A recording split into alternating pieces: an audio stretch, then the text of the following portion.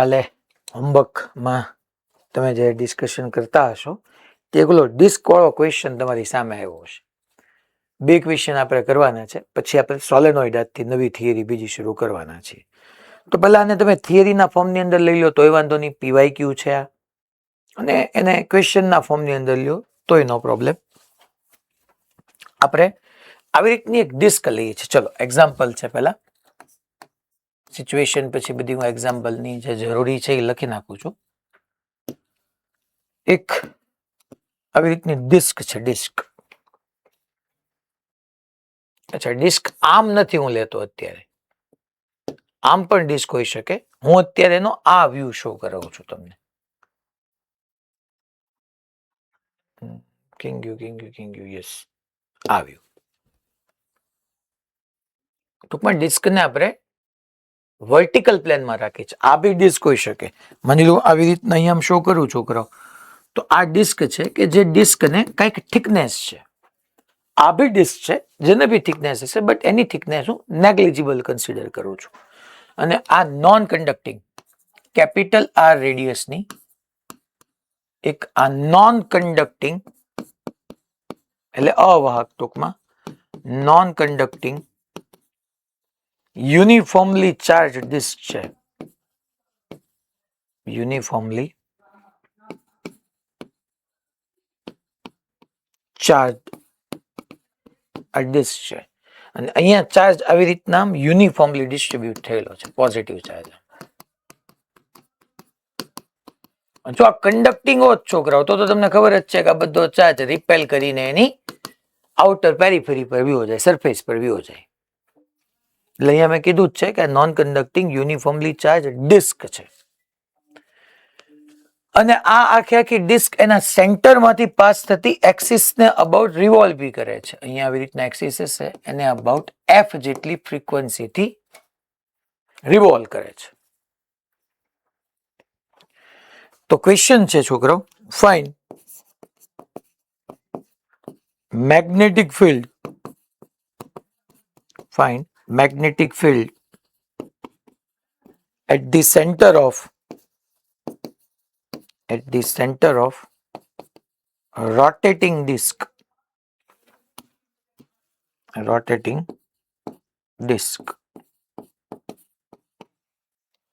આ જે rotating disk છે એના સેન્ટર પર આપણે મેગ્નેટિક ફિલ્ડ જોઈએ છીએ.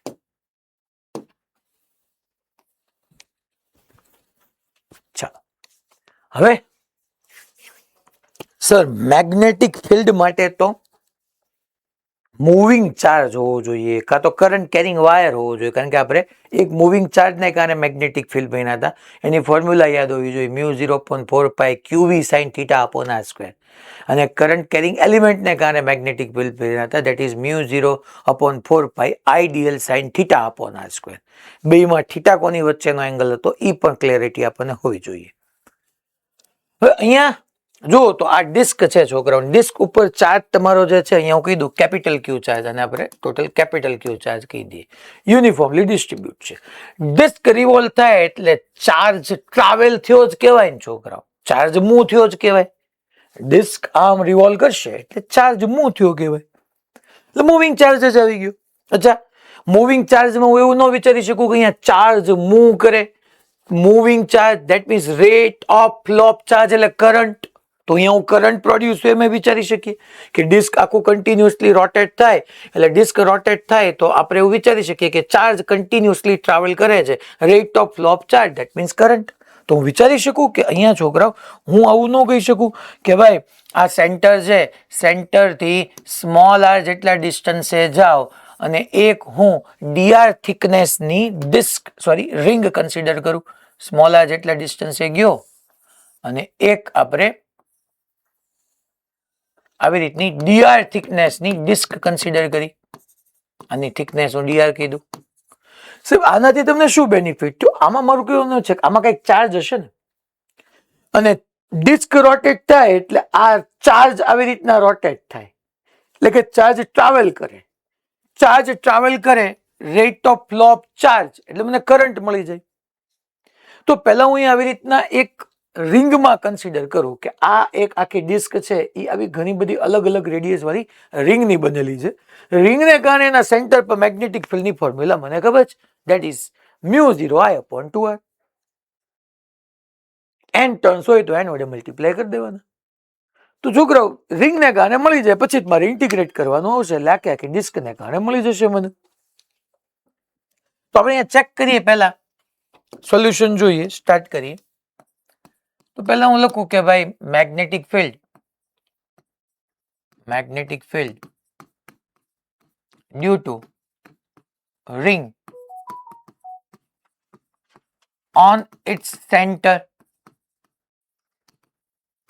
તો આખાને કારણે છોકરા હું બી કહેવાનો છું, તો અહીંયા જે મળશે એનું ડીબી કહી દઈશ, is equal to μ0 current upon radius 2r.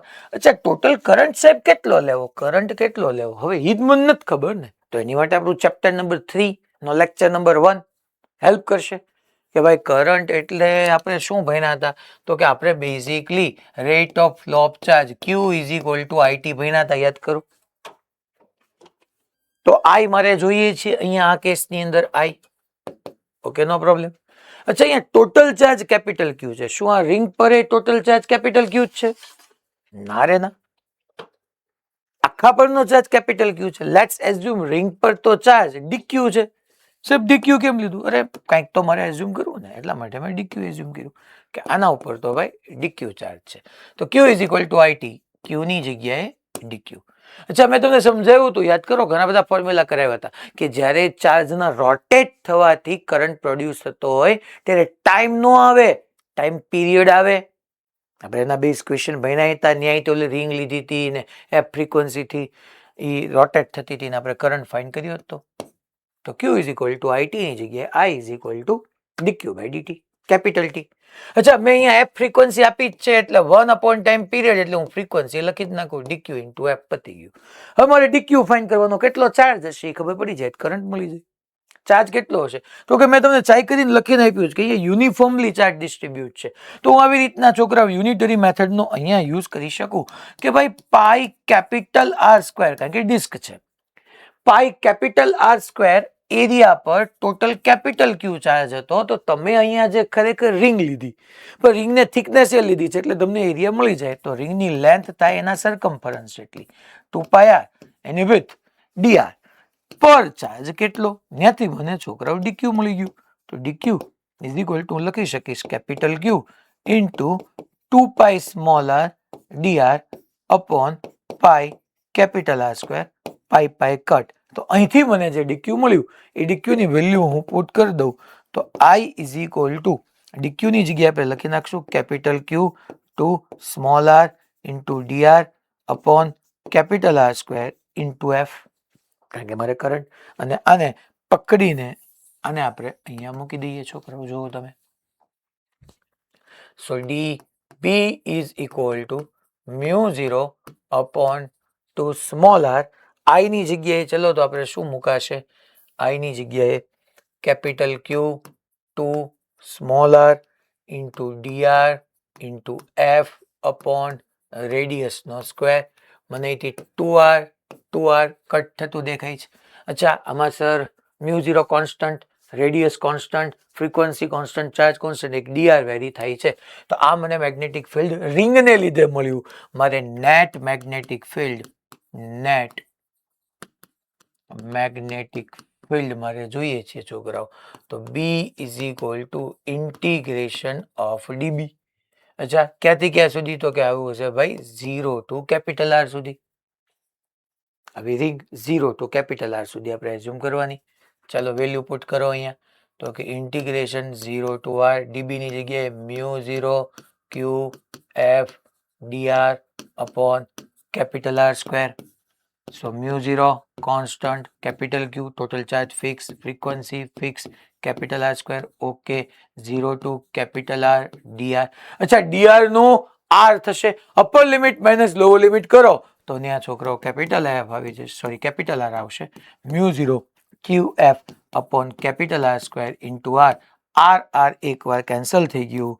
તો છોકરાઓ નેટ મેગ્નેટિક ફિલ્ડ જે આવ્યું that is μ0 QF upon capital R.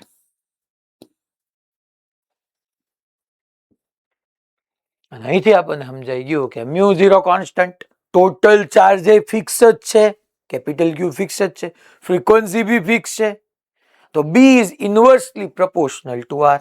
આના ઉપરથી B is inversely proportional to R. તો જે મેન્સ આઈ થિંક જેઈ 2012માં શાયદ નોટ એક્ઝેક્ટલી બટ પીવાયક્યુ હતો, આવી જ રીતના એક નોન કન્ડક્ટિંગ ડિસ્ક આપી હતી અને નોન કન્ડક્ટિંગ ડિસ્ક જે છે એની ઉપર કેપિટલ ક્યુ ચાર્જ આપ્યો હતો, એના સેન્ટરમાંથી પાસ થતી અને પ્લેનને પરપેન્ડિક્યુલર એક્સિસને અબાઉટ એફ ફ્રીક્વન્સીથી રોટેટ કરતો હતો. તો એનો મેગ્નેટિક ફિલ્ડનો આર સાથેનો ગ્રાફ મને પૂછ્યો હતો. તો બી વર્સિસ આર નો ગ્રાફ રેક્ટેન્ગ્યુલર હાઇપરબોલા આવે. જો કોઈ કાલે હોમવર્ક વ્યવસ્થિત કર્યું હોય તો એની સામે આ ક્વેશ્ચન આવ્યો હશે. મોડ્યુલમાં છે આ ક્વેશ્ચન આવ્યો જશે કે આરો B is inversely proportional to R કેમ આવ્યું. ત્યાં આ ફોર્મ્યુલા યાદ રાખશો તો બેનિફિટ થશે, કારણ કે આ ગ્રાફ માટે ફોર્મ્યુલા જોઈએ. તો આ યાદ રાખો તો અહીંયા ડાયરેક્ટલી તમને B is inversely proportional to R પરથી ખબર પડી જાય. રેડી બધાને? ચાલો નેક્સ્ટ ક્વેશ્ચન જોઈએ. એ આઈઆઈટી નો છે, પીવાયક્યુ છે. ઋત્વિકભાઈ એક ટૂંકમાં આપણો એમટીજી નો જે આ ક્વેશ્ચન છે જે હજી આ ટોપિકની અંડરમાં જ આવે છે એ લઈ લઈએ, પછી સોલેનોઇડ શરૂ કરીએ આપણે. તો ટૂંકમાં આવી રીતના તમને કોઈ બી શેપ આપે ને ચાર્જ પૂછો, ચાર્જ આપી દીધો એને મેગ્નેટિક ફિલ્ડ પૂછે તો છે ને છોકરા સ્પાઇરલ શેપની સ્પ્રિંગ છે. હા ભાઈ સર આ ડિસ્ક રોટેટ કરે છે ને સર સાથે ચાર્જ રોટેટ કરે છે, તો સર ઇલેક્ટ્રિસિટી કેમ જનરેટ થઈ ખબર ના પડી. જો આમાં આ ડિસ્ક છે, અહીંયા બધે ચાર્જ હોય, સેન્ટર થી સ્મોલ આર જેટલા ડિસ્ટન્સે જઈને આપણે એક રિંગ નો લીધી, એ રિંગમાં ડીક્યુ ચાર્જ નહોતો, ઇલેક્ટ્રિસિટી એટલે કરંટ જ થયો ને, તો કરંટ કેવી રીતના આવે? Rate of flow of charge. તો અહીંયા ડિસ્ક રોટેટ કરે છે તો આ ડીક્યુ ચાર્જ એ રોટેટ કરે છે, ડીક્યુ ચાર્જ રોટેટ કરે, ચાર્જ રોટેટ પર unit time rate of flow of charge, એટલે મને કરંટ આવ્યો. તો આ ડાયરેક્શનમાં મેં કરંટ લીધો. કરંટની ડાયરેક્શન યા તો પોઝિટિવ ચાર્જના ફ્લોની ડાયરેક્શનમાં યા નેગેટિવ ચાર્જના ઓપોઝિટ ડાયરેક્શન. તો ઇલેક્ટ્રિસિટી આવી તો ગઈ, કરંટ આવ્યો તો ખરી. રેડી? ઓકે. હવે આપણે એક સ્પાઇરલ શેપની સ્પ્રિંગ માટેનો પીવાયક્યુ છે. યસ, આઈઆઈટી જેઈ 2011 નો ક્વેશ્ચન છે. ખાલી તમને ક્વેશ્ચન તમે સાથે સાથે આઈડિયા આવે કે આવો પૂછાણ હતો એટલા માટે, બાકી તો આપણે ગણતા જ હતા. અ long insulated copper wire is closely wound as a spiral of n turns. જો આપણા ઘરની અંદર રીતે આપણે વાયર લીધો હોય તો વાયરની અંદર તમે બહારથી વાયરને ટચ કરો તો કઈ શોર્ટ નો લાગેલો, રેડ કલરનો, ગ્રીન કલરનો, ખરેખર સાચો કોપર વાયર એની અંદર હોય. બહાર તો જે હોય રબર હોય, દેટ મીન્સ ઇન્સ્યુલેટિંગ મીડિયમ હોય. સાચો જે મેટલનો કોપરનો વાયર હોય તો એની અંદર હોય. તો એમ કે છે અ long insulated copper wire is closely wound as a spiral of n turns. જો તમે બધા એવું સમજો આવા શેપને સ્પાઇરલ શેપ કહો, ના આવા શેપને સ્પાઇરલ ન કહેવાય, આ હેલિકલ શેપ કહેવાય. આપણે મોડ્યુલમાં ઓલું સ્પાઇરલ કરીએ ને એટલે આવા શેપને આપણે સ્પાઇરલ કહી દઈએ નહીં. યાદ રાખવાનું સ્પાઇરલ શેપ અને હું જે સ્પાઇરલ કરાવું છું બે જુદું છે. સ્પાઇરલ શેપ હંમેશા ત્યાં કહેવાશે કે જ્યારે કોઈ બી પાથની રેડિયસ ઇન્ક્રીઝ કે ડિક્રીઝ થતી હોય. જેમ કે જો અહીંયા માની લો આમ નંબર ઓફ ટર્ન્સ આવતા જ જાય આવતા જ જાય આવતા જ જાય તો એનું ડાયમેન્શન ઇન્ક્રીઝ થતું જાય છે. એ સ્પાઇરલ શેપ છે. આ શેપને તો હેલિકલ શેપ કહેશું આપણે, helical shape. So a long insulated copper wire is closely wound as the spiral shape of n turns. Okay. The spiral has inner radius small a, and outer radius capital small b. Okay. The spiral lies in xy plane and steady current. આપણે અત્યાર સુધી જે કાંઈ ભણીએ છીએ steady current I flows through the wire. Okay. The Z component of the magnetic field at the center of the spiral is. આ મસ્ત આપ્યું Z component ખરેખર માની લો કરંટ યા તો એન્ટી ક્લોકવાઇઝ હોય યા તો ક્લોકવાઇઝ હોય તો કાં તો ઇનવર્ડ જવાનું કાં તો આઉટવર્ડ આવવાનું, તો ઝેડ ડાયરેક્શનમાં જ જવાનું ને, કારણ કે તમારી જે સ્પાઇરલ શેપ જે છે એ એક્સ વાય પ્લેનમાં પડ્યો છે, તો કરંટ યા તો ક્લોકવાઇઝ હોય યા એન્ટી ક્લોકવાઇઝ હોય. કરંટની ડાયરેક્શનમાં તમે ફિંગર કલ કરો તો એ ઝેડ જ આવવાનું છે. એ તો સમજતો ખાલી એક ઘાણી કરવા માટે આપ્યું છે આપણને. તો આવી રીતનું કંઈક એનું સોલ્યુશન આપણે જોઈએ. સ્પ્રિંગ છે આમ,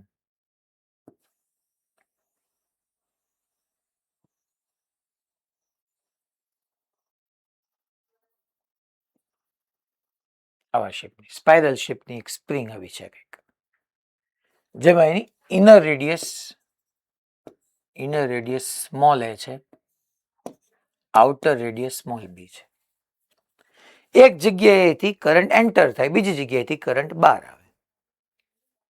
હું એમ કહું છું કે અહીંથી માની લો અહીંથી કરંટ એન્ટર થયો આવી રીતના, પછી આવી રીતના એ throughout the spiral shape spring આવી રીતના ફ્લો થતો રહ્યો. હવે આ કેસની અંદર મારે એના સેન્ટર પર અહીંયા આ ઓ પોઈન્ટ પર મેગ્નેટિક ફિલ્ડ જોઈએ છે.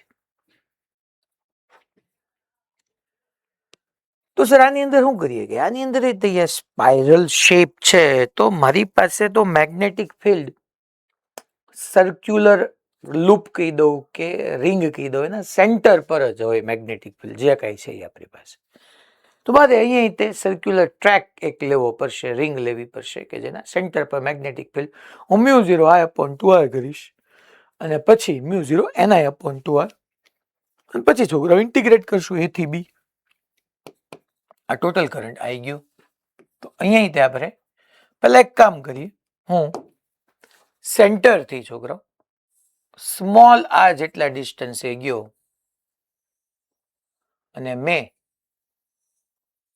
એક dr થિકનેસ વાળો સર્ક્યુલર ટ્રેક વિચાર્યો. અચ્છા, આની થિકનેસ હું કહી દઉં dr, that is your circular track, yeah circular loop પર dr થિકનેસ વાળો. સર્ક્યુલર ટ્રેક કહી દો, લૂપ કહી દો, રિંગ કહી દો, જે કયો કોઇલ કહી દો. ઓકે, તો હવે શું કરશું સર? કઈ નહીં, હવે magnetic field due to loop at its center આપણે લખવું હોય, that is dB is equal to μ0 NI/2r. આ જ ફોર્મ્યુલા છે છોકરાઓ, μ0 NI/2r.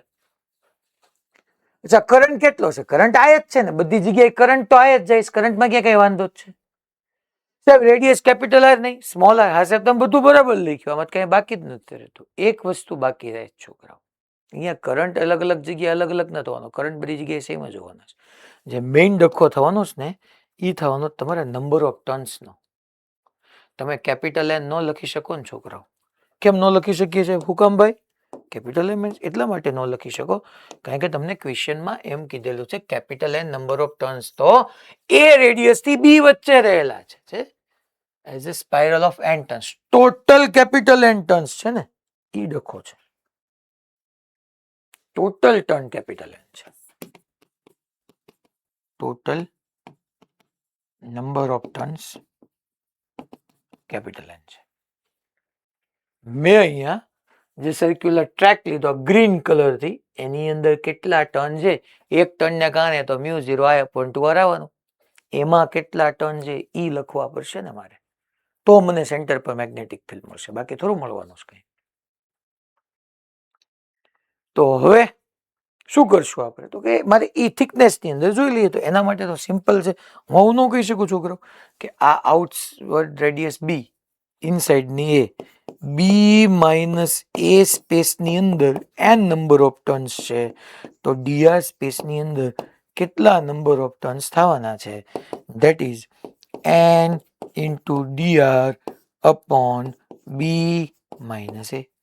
તો છોકરાઓ મારે અહીંયા ઈ જે નંબર ઓફ ટર્ન્સ છે મારે લખવા પડે, ધેટ ઇઝ એન આખું ફરીથી જ લખું છું, mu 0 I upon 2R into number of turns મારે લખવા હોય, that is n into dr upon b minus a હું લખી શકું.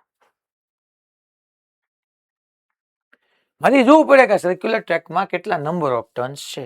બાકી બધામાં કરંટ સેમ છે, બધાની રેડિયસ ઓલમોસ્ટ આર આવવાની. એ સર આર પ્લસ ડીઆર થાય નહીં, વેરી સ્મોલ હોય. તો એ બધા ટર્નને કારણે આપણે લખી નાખીએ. ઓકે, તો ચલો ભાઈ ડીબી મળી ગયું. મારે તો શું જોઈએ છે? Net magnetic field. તો હું શું લખું? B is equal to integration dB. અચ્છા, આવા સર્ક્યુલર ટ્રેક કે રૂપ એ થી શરૂ કરીને બી સુધી તમારે લેવાના છે. એ થી બી સુધી છે. ચલો તો વેલ્યુ પુટ કરીએ. ડીબી મૂકશો તો mu 0 itself constant I N upon 2 b minus a common integration a to b 1 upon r dr થવાનું છે. તો 1 અપોન એક્સ ડીએક્સ નું ln x, તો 1 અપોન આર ડીઆર નું ln r. So B is equal to mu 0 ni upon 2 b minus a 1 upon r dr નું ln r. અહીંયા a, અહીંયા b. પહેલા r ની જગ્યાએ અપર લિમિટ આવશે, પછી r ની જગ્યાએ લોઅર લિમિટ આવશે.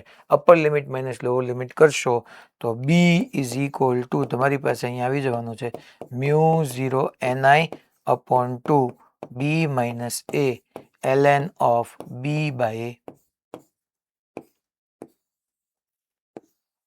That is your answer. ચલો ભાઈ, ક્યાં છે mu 0 ni 2b minus a ln b by a. આવું જોયું ને? શાયદ એ થવું જોઈએ. યસ, એ. ખબર પડી ભાઈ મેં શું કીધું? એ અહીંયા કરંટ બધામાં આયા જ હતો, કરંટને મારે બદલવાની ન આવે, રેડિયસ આર જ રહેવાની હતી. મારી જોવાનું હતું કે સર્ક્યુલર ટ્રેકમાં કેટલા નંબર ઓફ ટર્ન્સ છે. એક નંબર ઓફ ટર્ન હોય તો મ્યુ 0 અપોન 2r થાય. પછી જેટલા નંબર ઓફ ટર્ન્સ હોય એના વડે આપણે ફોર્મ્યુલાને મલ્ટીપ્લાય કરી દઈએ. સિમ્પલ. ચાલો, રેડી બધાને? ઓકે, સારું. હવે આપણે સોલેનોઇડ શરૂ કરીએ. નવો એક આખો ટોપિક, નવી ફોર્મ્યુલા, પાછું બધું નવું ડિસ્કશન. ટૂંકમાં કરંટ કેરિંગ વાયર વાળું જેટલા બી કેસીસ બની શકતા હતા એટલા માટે કાલે મેં તમને ઘણા બધા પીવાયક્યુ આપી દીધા હતા, અને ઓલમોસ્ટ 90-95% પીવાયક્યુ ઘણા બધાથી સોલ્વ થઈ ગયા છે. જે 2-5% હતા એની માટે સોલ્યુશનની હેલ્પ લીધી હોવી જોઈએ. બાકી બધું ઓલરેડી પતી ગયું છે. હવે આપણે એક હેડિંગ આપીએ, ધેટ ઇઝ સોલેનોઇડ.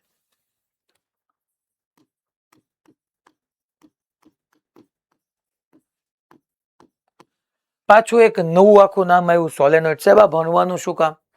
તો કે અગેન એક્સપેરિમેન્ટલી કે પ્રેક્ટિકલી તમારે યુનિફોર્મ મેગ્નેટિક ફિલ્ડ જોતું હોય ને એટલે આપણે સોલેનોઇડનો યુઝ કરશું. બનાવશું કેમ એ આપણે તમને સમજાવું. પણ આપણે ઋત્વિક વાયર ક્યાંકથી હોય તો આપો ને. વાયર રખડતો પખડતો વાયર જોઈએ છે મારે, ગમે ત્યાં પીડ્યો હોય. ઓલા તમારા જુનાગઢમાં વાયર જ છે, લટકાય જ છે. ઠીક, અચ્છા, એટલે તમે હશે. તો સોલેનોઇડ બનાવશું કેમ આપણે સમજીએ. પહેલાનો યુઝ ભાઈ two gate uniform magnetic field.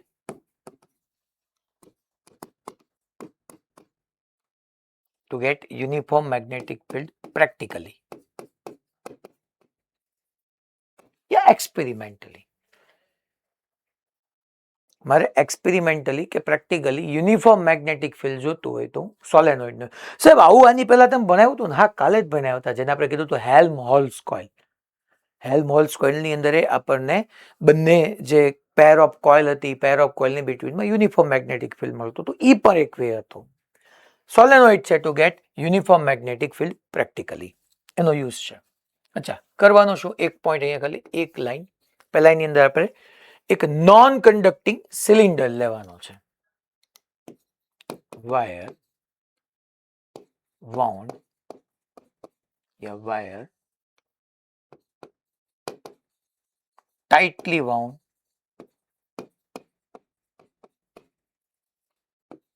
on a non-conducting cylinder.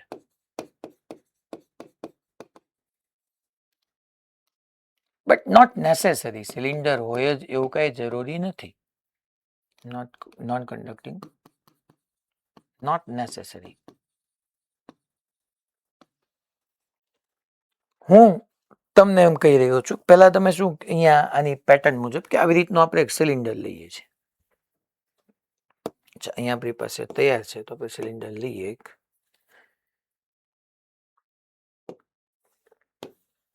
આવી રીતનું આપણે એક સિલિન્ડર લેશું.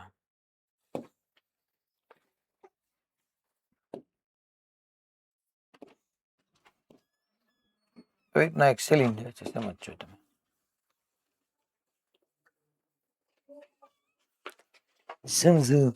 સિલિન્ડર છે, આ વાયર છે, વાયર. અને તમારે એક આવો સિલિન્ડર લેવાનો અને એની ઉપર વાયરને વાઉન્ડ કરવાનો. આમ તમારા સિલિન્ડરની એક્સિસ થઈ ગઈ. અચ્છા, આ સિલિન્ડર ભાઈ, આ સિલિન્ડર હોલો હોય, સોલિડ હોય, બધું જ ચાલે. એવું કઈ જરૂરી નથી કે આવો જ હોવો જોઈએ. આ એક એક્સિસ મેં લીધી. સિલિન્ડર આપણે એક્સિસ ડ્રો કરી નાખીએ અહીંયા.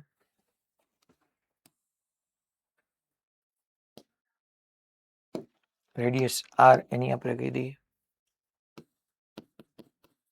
અને અહીંયા આવી રીતના વાયરને વાઉન્ડ કરી દેવાનો. આમ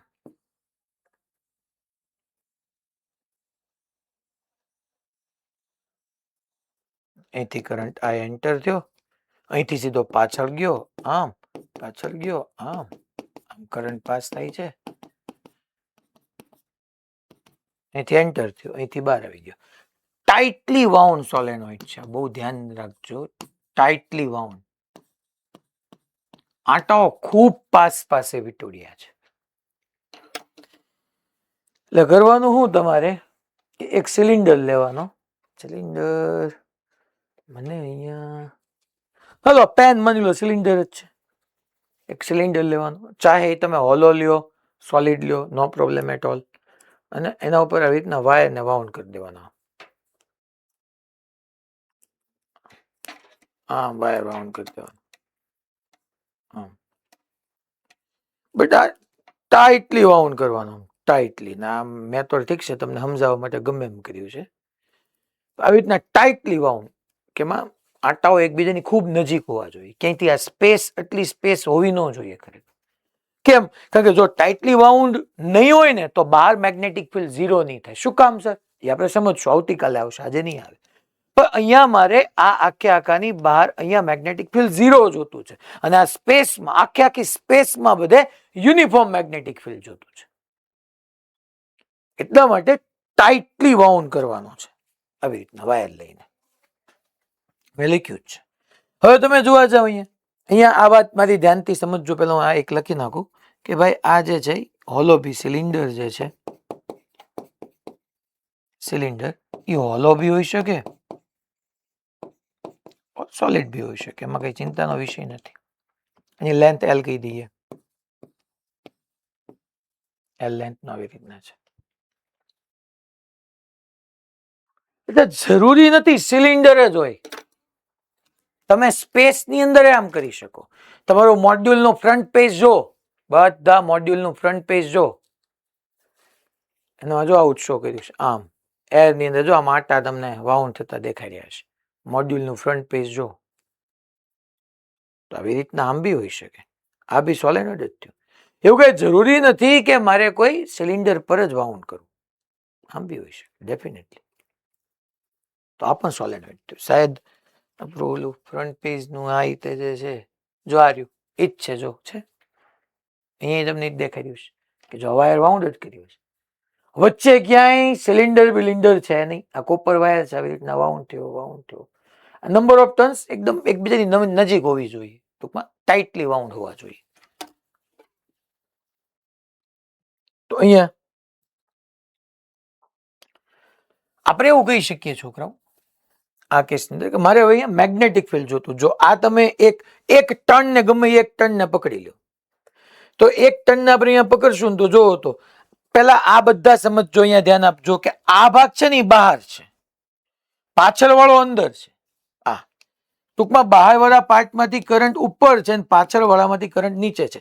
કારણ કે હું વાઉન્ડ કરવાનું શરૂ કર્યું, અહીંથી મેં આગળથી વાઉન્ડ કર્યું, પછી ટર્ન પાછળ ગયો, પાછળ આગળ આવ્યો, પાછો ટર્ન પાછળ ગયો, પાછો આગળ આવ્યો, પાછળ આગળ પાછળ આગળ પાછળ. તો આગળ વાળામાંથી કરંટ અપવર્ડ છે અને જે પાછળ છે બેક સાઈડ છે ત્યાંથી કરંટ ડાઉનવર્ડ છે. ફ્રન્ટ જે છે ત્યાંથી કરંટ અપવર્ડ અને બેક જે છે ત્યાંથી કરંટ ડાઉનવર્ડ. તો ફ્રન્ટ સાઈડમાંથી કરંટ અપવર્ડ, બેક સાઈડમાં કરંટ ડાઉનવર્ડ. તો ટૂંકમાં આગળથી અપવર્ડ છે, પાછળથી ડાઉનવર્ડ છે. તો હું ડાયરેક્શનમાં મારી ફિંગર્સને કલ કરું, થંબ મારો આમ જાય. તો આને કારણે જો ફિંગર્સને કલ કરું, થંબ આમ, આને કારણે ગયું થંબ આમ, આને કારણે આમ ગયું. બધાને કારણે તમારું નેટ મેગ્નેટિક ફિલ્ડ અહીંયા લેફ્ટવર્ડ જ જવાનું છે, બધાને કારણે લેફ્ટવર્ડ. અને બધી જગ્યાએ અહીંયા ટૂંકમાં આખા સિલિન્ડરની અંદર બધે આમ જ હશે.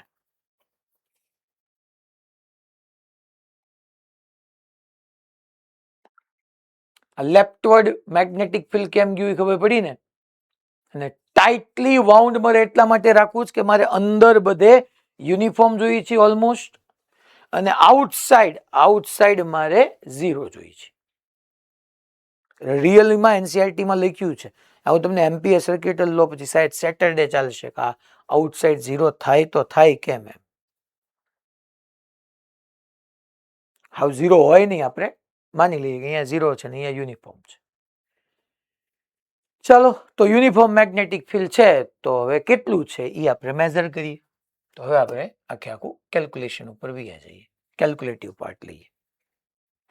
હું આગળ લઈ લઉં છું, અહીંયા ભલે સ્પેસ ખાલી પડી. મારે આવી રીતના છોકરાઓ મેં એક સોલેનોઇડ બનાવ્યો. આ શેપને હેલિકલ શેપ કહેવાય. આ શેપને આપણે હેલિકલ શેપ કહેશું.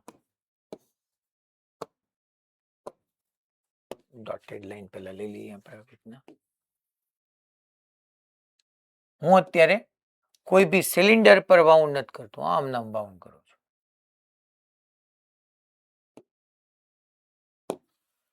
અને અહીંયા આપણે આવી રીતના વાયરને વાઉન્ડ કરી દઈએ.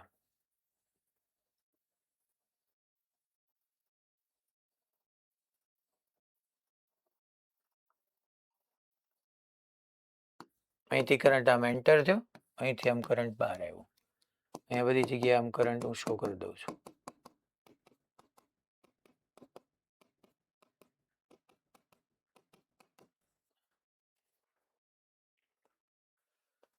આ તમારી છોકરાઓ અહીંયા આવી રીતની એક્સિસ પણ હશે.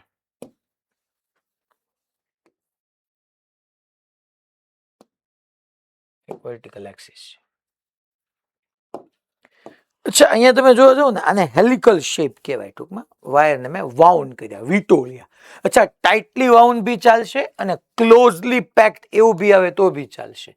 ટાઇટલી વાઉન્ડ બી કહી શકો, યા ઘણી વખત ક્લોઝલી પેક્ડ એવું બી લખાઈને આવે. ટાઇટલી વાઉન્ડ યા ક્લોઝલી પેક્ડ.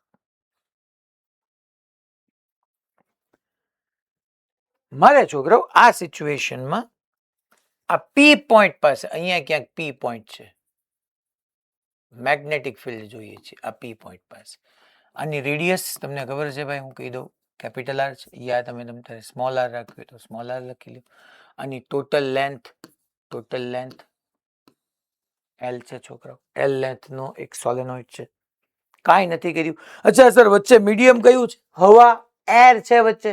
મેં અહીંયા કોઈ સિલિન્ડર ઉપર એને ક્યાંય વાઉન્ડ કર્યો નથી. એરમાં મેં આવી રીતના વાઉન્ડ કરી દીધું છે વાયરને, તો સોલેનોઇડ બની ગયું. સાહેબ પછી તો રિંગ આમ ન બને. રિંગમાં તમે પાસે એન ટર્ન્સ ને વાઉન્ડ કરી દો તો રિંગ નો કહેવાય. રિંગ અને સોલેનોઇડમાં શું ડિફરન્સ સમજાવીશ, એ તમને હમણાં છેલ્લે સમજાવીશ. યાદ કરાવજો ખાસ, રિંગ અને સોલેનોઇડમાં શું ડિફરન્સ છે એ કહેવાય. ઓકે, તો હવે મારે પી પોઈન્ટ પાસે મેગ્નેટિક ફિલ્ડ જોતું છે. અચ્છા, આ પી પોઈન્ટ પાસે મેગ્નેટિક ફિલ્ડ આપણે બે રીતે ફાઇન્ડ કરી શકશું. એક બાયો સાવર્ટ લો થી ને એક એમ્પિયર સર્કિટ લો. જસ્ટ લાઈક કેમ પહેલા ચેપ્ટરમાં આપણે ઇલેક્ટ્રિક ફિલ્ડ કુલમ્સ લો થી ફાઇન્ડ કરી શકતા હતા અને ગાઉસ લો થી ફાઇન્ડ કરી શકતા હતા, બટ કુલમ લો થી મેથેમેટિક્સ લેન્ધી થતું હતું, બટ અમુક જગ્યાએ જ એપ્લિકેબલ હતું, અને ગાઉસ લો થી આપણું મેથેમેટિક્સ ઇઝી થઈ જતું હતું, બટ એની અમુક કન્ડિશન બી હતું, રિસ્ટ્રિક્શન બી હતું. સેમ અહીંયા હું મેગ્નેટિક ફિલ્ડ પી પોઈન્ટ પાસે મેગ્નેટિક ફિલ્ડ આજે બાયોસાવર્ટ લો થી પ્રૂવ કરાવું છું, કાલે હું આની આ વસ્તુ તમને એમ્પિયર સર્કિટલ લો થી પ્રૂવ કરાવીશ. બેસ્ટ કયું? બાયોસાવર્ટ લો, બીકોઝ ઈ ઓલવેઝ એપ્લિકેબલ છે. તો પહેલા આપણે બાયોસાવર્ટ લો થી પી પોઈન્ટ પાસે મારે મેગ્નેટિક ફિલ્ડ જોઈએ છે, ઓકે નો પ્રોબ્લેમ.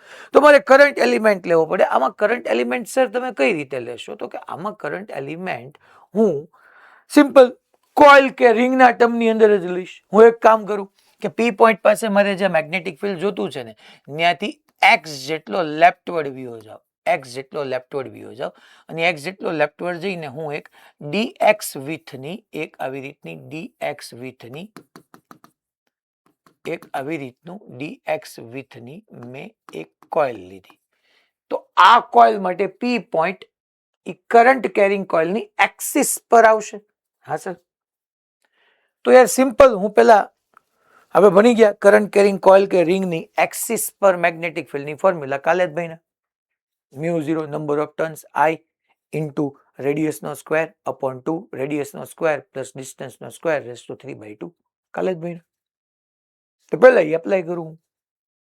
એટલે હું અહીંયા શું કરી રહ્યો છું, આમાં તમને થોડુંક ભેગું થઈ ગયું એટલે ફરીથી દેખાડું છું કે આ છોકરાઓ તમારું અહીંયા પી પોઈન્ટ છે ને, તો પી પોઈન્ટ થી હું એક્સ જેટલું ડિસ્ટન્સ લેફ્ટવર્ડ ગયો અને મેં એક આવી રીતની ડીઆર થિકનેસની ડીએક્સ થિકનેસની આવી એક કોઇલ વિચારી.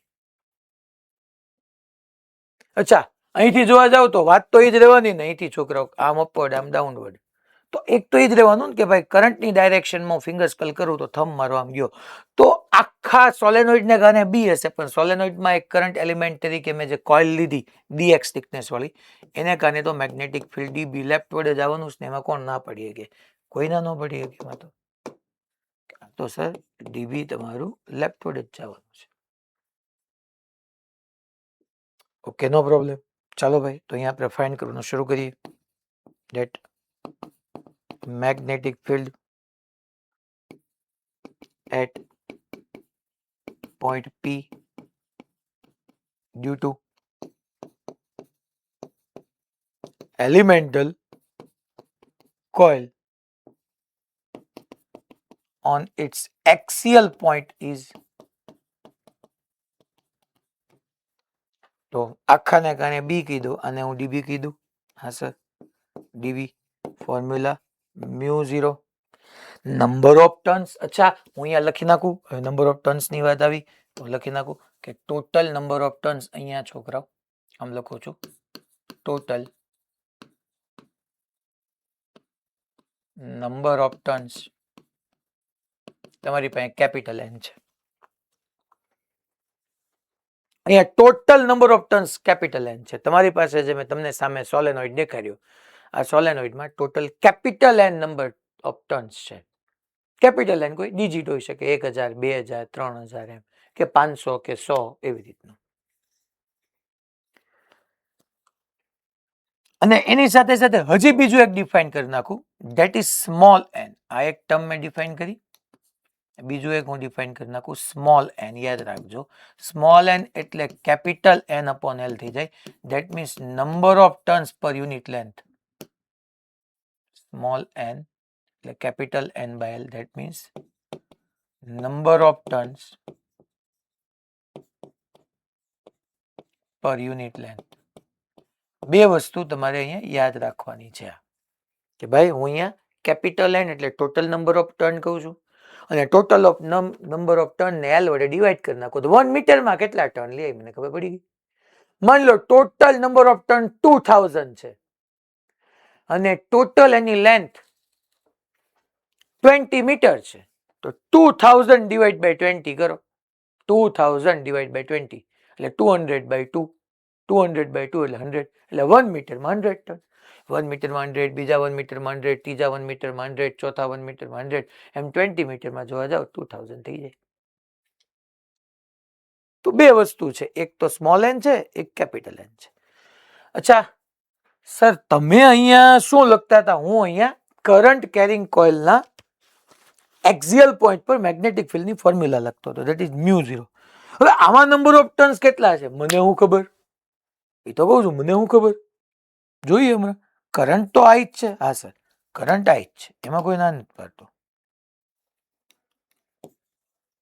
એમાં કોઈ ના નથી પાડતું કે તમારો કરંટ તો આ જ છે, મ્યુ 0 એન આઈ. અચ્છા, રેડિયસ નો સ્ક્વેર, તો આની રેડિયસ તો સ્મોલ આર જ થાય, એમાંય કોણ ના પાડે? તો સ્મોલ આર નો square upon 2 small R square plus distance X છે, એક્સ સ્ક્વેર રેઝ ટુ 3/2. હવે મેં અહીંયા એક કોઇલ લીધી છે જે પી પોઈન્ટ થી એક્સ જેટલા ડિસ્ટન્સે ડીએક્સ વિથની કોઇલ છે, એમાં નંબર ઓફ ટર્ન્સ મને ખબર પડવા જોઈએ. એક તો નથી યાર, કારણ કે મેં ઓલરેડી ડીએક્સ થિકનેસ લીધી છે. તો નંબર ઓફ ટર્ન્સ માટે તો મારે સિમ્પલ ને યાર, અહીંયા આમ જ લખવું પડે ને કે ભાઈ નંબર ઓફ ટર્ન્સ માટે એલ લેન્થમાં total capital N number of turns છે, તો ડીએક્સ લેન્થ ની અંદર કેટલા નંબર, કારણ કે મેં અહીંયા જે તમારી રિંગ લીધી એની લેન્થ ડીએક્સ છે, તો એલ લેન્થમાં N number of turn capital N, તો ડીએક્સ માં કેટલા, that is capital N DX upon L. તો એને મારે અહીંયા મૂકવું પડશે છોકરાઓ, કે capital N into dx upon L, અને આવી રીતના મૂકી દેવાનું.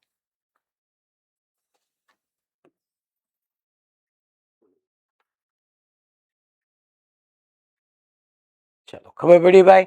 મેં એક પી પોઈન્ટ માટે પેલા એક્સ જેટલા ડિસ્ટન્સે ગયો, ત્યાં એક કોઇલ કે રિંગ એઝ્યુમ કરી, તો પી પોઈન્ટ એનું એક્સિયલ પોઈન્ટ થઈ ગયું. એમાં જો મેં થિકનેસ દેખાડી તો કંઈક નંબર ઓફ ટર્ન્સ હોવાના, એને કારણે મેં ડીબી ફાઇન કર્યું. અચ્છા, ડીબી ને ઓર આપણે સિમ્પ્લિફાઈ કરીએ સર, આમાંથી તો શું તમને, હાલો હું લખી દઉં ખાલી એક વખત ડીબી, પછી આપણે ડિસાઈડ કરીએ કે મારે નેટ જોતું હોય તો ડીબી ઇઝ ઇક્વલ ટુ, અને આમનો લખી શકાય mu 0 capital N I R square into dx upon 2 L small R square plus x square small R square plus x square raise to 3/2. અચ્છા ઓકે, તો આ ડીએક્સ થિકનેસ ની તમારી સામે વાત આવી. અચ્છા સર, ડીબી છે તો નેટ મારે બી જોઈ છે, સર લિમિટ શું મૂકશો? એ તો ચેલેન્જિંગ વાત છે. અચ્છા, એક વાત હું અહીંયા કહી દઉં છોકરાઓ, આમાં કઈ વાંધો ન હોવો જોઈએ. પી પોઈન્ટ ની લેફ્ટ સાઈડ આ જે ડિસ્ટન્સ છે, આને હું L1 એઝ્યુમ કરી લઉં, આને હું L2 એઝ્યુમ. અચ્છા, પી પોઈન્ટ કઈ એક્ઝેક્ટલી વચ્ચે નથી હો, L1 L2 કીધા એટલે તમને સમજાઈ ગયું કે એવું કઈ જરૂરી નથી કે પી પોઈન્ટ અહીંયા વચ્ચે મિડ પોઈન્ટ છે, ના રે ના. લેફ્ટ સાઈડ માં L1 કીધું, રાઈટ સાઈડ L2 કીધું, total L1 plus L2 L થઈ જશે. તો સર ડીબી માંથી મારે બી જોઈએ છે, તો નેટ મેગ્નેટિક ફિલ્ડ જોતું હોય સર, નેટ મેગ્નેટિક ફિલ્ડ તમારે જોતું હોય ને સર, તો B is equal to integration dB કરવાનું થશે. લિમિટ હોતે મૂકતો જ નથી, કે લિમિટમાં હું જોઉં ઇન્ટિગ્રેશન મને કઈ રીતનું કેમ મળે છે, મારે એંગલના ફોર્મમાં લિમિટ મૂકવી, લેન્થના ફોર્મની અંદર મૂકી, ચેક તો કરું. તો ડીબી, ચાલો આમાંથી કોણ કોન્સ્ટન્ટ, તો કે સર મ્યુ 0 કોન્સ્ટન્ટ આવશે, capital N constant, current constant, radius constant. હા સર, એક્સ વેરી થતું જાય તો ડીએક્સ ને હું કોન્સ્ટન્ટ ન લખી શકું, અપોન 2L કોન્સ્ટન્ટ. તો અહીંયા ઇન્ટિગ્રેશનમાં સર બચવાનું છે dx upon R square plus x square raise to 3/2. આવું આવે. હવે આવું તો આપણે ઘણી બધી વખત આવ્યું છે, યાદ કરો. એ ગ્રુપ વાળાને તો અહીંયા તરત સમજાઈ જવું પડે કે ભાઈ ડિનોમિનેટરમાં એક કોન્સ્ટન્ટનો સ્ક્વેર છે, એક વેરિયેબલનો સ્ક્વેર છે, ઉપર પાછો વેરિયેબલનો સ્મોલ ચેન્જ ડીએક્સ છે, તો મારે અહીંયા શું લેવું એ તરત આપણને આઈડિયા આવી જવો જોઈએ કે આ કેસની અંદર સાહેબ તમારે આનું ઇન્ટિગ્રેશન કરવું હોય તો જો હું તમને આગળ એક સજેશન આપું કે આનું ઇન્ટિગ્રેશન તમે આવી રીતના કરી શકો, integration of dx upon x square plus r square raise to 3/2 તમારે સોલ્વ કરવું જ ને, તો તમે અહીંયા છે ને x is equal to r tan theta લઈ લેવું પડે. યાદ કરો, x is equal to r tan theta તમે લેતા હતા. તો x is equal to r tan theta લઈએ તો મારે ડીએક્સ જોતું હોય એટલે એક્સનું થીટાની રિસ્પેક્ટમાં, કારણ કે અહીંથી એક્સ જેમ આગળ વધતા જવાના છે એમ થીટા ચેન્જ થતો જાય. સર તમે અહીંયા થીટા ક્યાંય લાવ્યા જ નથી. લે ને હું તને કહી દઉં, જો બેટા અહીંયાથી આવી રીતનો એક પરપેન્ડિક્યુલર ટુ ડિસ્ટન્સ લે. આ પરપેન્ડિક્યુલર ડિસ્ટન્સ થયું, આ રહ્યું આ પરપેન્ડિક્યુલર ડિસ્ટન્સ. આ એન્ડ જો બેટા આ એન્ડ, અચ્છા એક્સ વ્યો ગયો સર અમારો, તારી વાત સાચી છે. ચલો હું એક્સ ને નીચે ડ્રો ઇન્ડિકેટ કરી દઉં. અહીંયા એક્સ અહીંયા છે, અહીંયા એક્સ છે. આ તારો પરપેન્ડિક્યુલર ડિસ્ટન્સ અને આ તારો કોઇલ, કોઇલનો આ એન્ડ પરપેન્ડિક્યુલર સાથે એન્ટી ક્લોકવાઇઝમાં થીટા એન્ડ બનાવે છે. અહીંયા જો બેટા અહીંયા આ તારું પરપેન્ડિક્યુલર ડિસ્ટન્સ, આ એન્ડ એન્ટી ક્લોકવાઇઝમાં થીટા એંગલ બનાવે છે. સાચી વાત છે ને? જેમ આગળ જતા જશું હવે એક્સ ચેન્જ થતો જશે ને થીટા બી ચેન્જ થતો જશે. Yes sir, why not?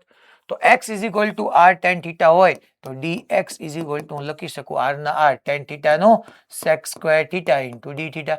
મેં એક્સ નો ડી થીટાના રિસ્પેક્ટમાં ડિફરન્શિએશન કરીને રાઈટ સાઈડ જવા દીધું. તો જુઓ તો અહીંયા હું શું લખી શકું? અચ્છા આ કેસથી પછી આપણે આવી રીતના આગળ લઈ લઈએ કે હું x is equal to r tan theta લઈ લઉં. અહીંથી લખાય તે તમે ચેક કરો કે tan theta is equal to, જુઓ તો આ નીચેનો પોર્શન x છે તો આ એક્સ જ થવાનો છે, આ આર જ થવાનો છે. જો તમે તો tan theta is equal to X upon R, તો dx is equal to R sec square theta D theta. ચલો integration dx upon R square plus x square raise to 3/2. અહીંયા વેલ્યુ પુટ કરીએ આપણે છોકરાઓ, બીજું તો શું કરીએ? dx ની જગ્યાએ મૂકો, dx ની જગ્યાએ શું આવશે? ઇન્ટિગ્રેશન dx ની જગ્યાએ r sec square theta D theta. તો આ પોર્શનને આપણે અહીંયા નામ રાખ્યું, સામે લઈ લઉં છોકરાઓ. આને એકોર્ડિંગ હું આની વેલ્યુ અહીંયા પુટ કરું છું. ચાલો dx ને અહીંયા મૂકીએ. સો b is equal to mu 0 capital N I small r square upon 12 integration dx ની જગ્યાએ બોલો r sec square theta D theta upon r square plus x square, r square as it is, x square એટલે r square plus r square ten square theta raise to 3/2. r square ને common લ્યો તો race to 3/2 એટલે r cube common આવશે. 1 plus tan square theta sec square theta raise to 3/2, 2 2 ગયા એટલે અહીંયા sec cube theta આવશે. r ક્યુબ ગયા, સેક સ્ક્વેર ગયા. So b is equal to mu 0 ni/12 1 upon sec theta, 1 upon sec theta, that is cos theta d theta and cos theta d theta. તો એનું equation, એનું integration થાય cos theta d theta નું integration થાય sin theta. હવે સમજો, હવે તો લિમિટ જોશે, હવે તો મારે લિમિટ જોશે. હા સર હવે જોશે, હવે નહીં ચાલે. તો જો મારે ઇન્ટિગ્રેશન કોનું કરવાનું આવ્યું? તો કે મારે integration cos theta D theta નું કરવાનું આવ્યું.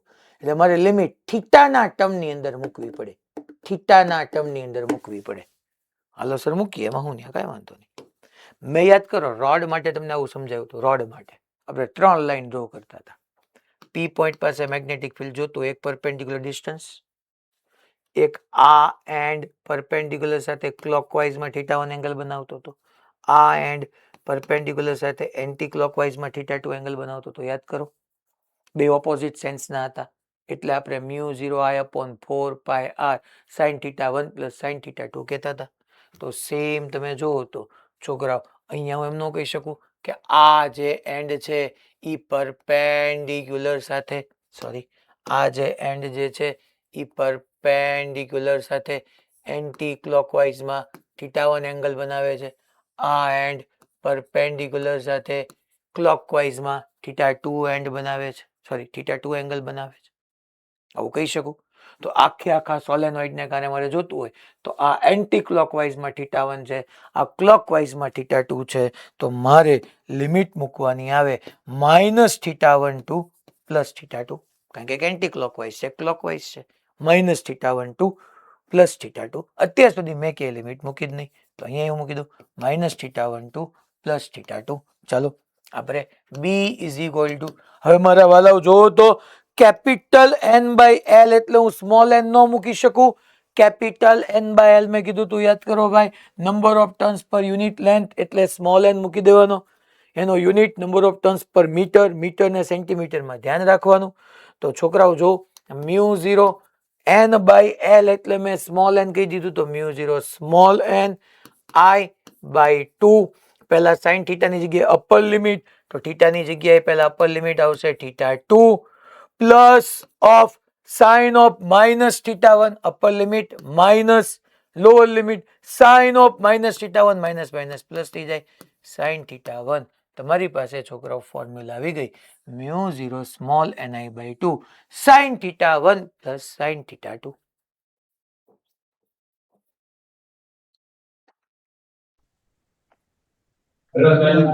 હા ભાઈ, લિમિટ પાછી સમજાવો ને આ કેવું સેન્ટર રાજકોટ લિમિટમાં હું તને હું વાંધો હું આવ્યો? -10 આ એન્ડે પરપેન્ડિક્યુલર સાથે એન્ટી ક્લોકવાઇઝમાં θ1 એંગલ બનાવ્યો. આ એન્ડે આ પરપેન્ડિક્યુલર ડિસ્ટન્સ કહું તો એની સાથે ક્લોકવાઇઝમાં θ1 એંગલ બનાવ્યો. તો આ એક એન્ટી ક્લોકવાઇઝ છે, ક્લોકવાઇઝ છે, તો માઇનસ θ1 2 પ્લસ θ2. બે ઓપોઝિટ ડાયરેક્શનમાં છે ને એટલે એકને માઇનસ કીધું, એકને પ્લસ કીધું.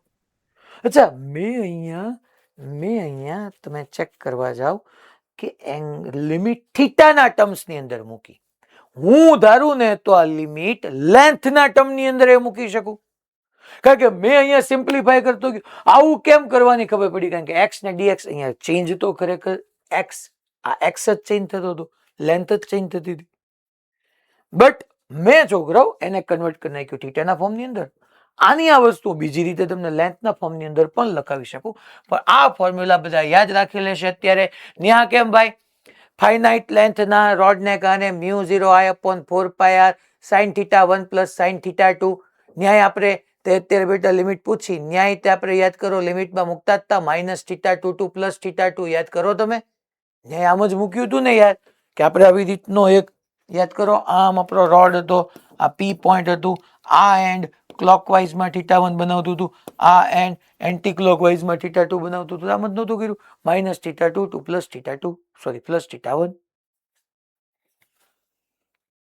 તો અહીંયા sin θ2 પ્લસ sin θ1. અચ્છા, હું આને આવી રીતના ન લખી શકું, ઓર હું આ જ ફોર્મ્યુલાને આમ ન લખી શકું, μ0 સ્મોલ ni બાય 2. ચલો તો sin θ2 આ રહ્યું sin θ2 એટલે ઓપોઝિટ. ચલો આ L2 છે તો L2 જ નહીં થાય બકા, અને આ L1 છે તો L1 જ નહીં થાય. હા સર થશે ને, કેમ ન થાય? તો sin θ2 is equal to opposite upon hypotenuse. તો ન લખી શકું છોકરો, L2 અપોન under root R square plus L2 square plus sin θ1. sin θ1 એટલે ઓપોઝિટ, ઓપોઝિટ આખું તમારું L1 થાય છે ભાઈ. હા સર L1 થાય જ ને ઓપોઝિટ. તો sin θ1 એટલે હું અહીંયા આ ટોટલ ડિસ્ટન્સ L1 અપોન હાઇપોટેનિયસ લખું, તો આમ ન લખી શકીએ, L1 upon under root of R square plus L1 square. That's it. બેય ચાલે, બે સાચા જ છે.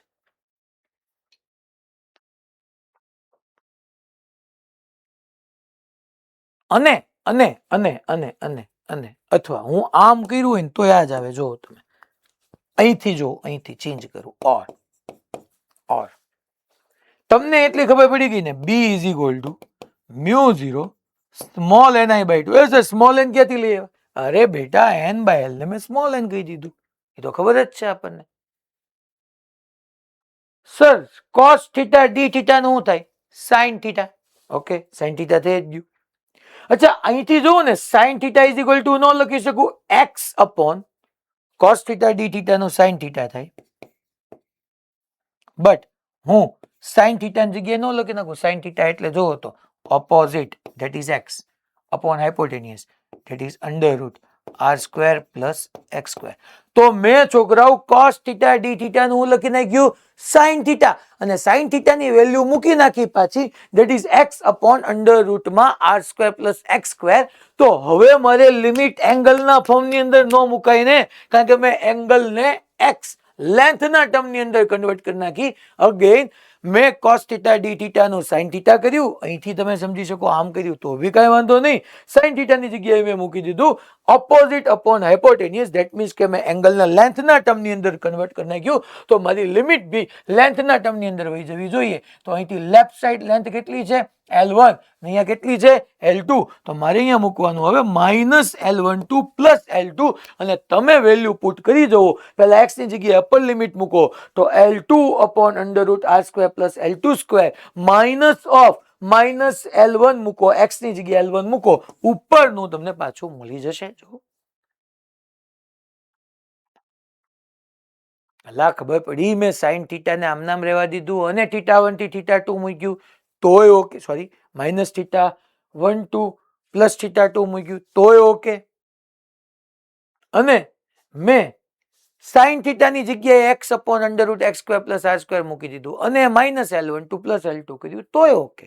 બે કરેક્ટ જ છે.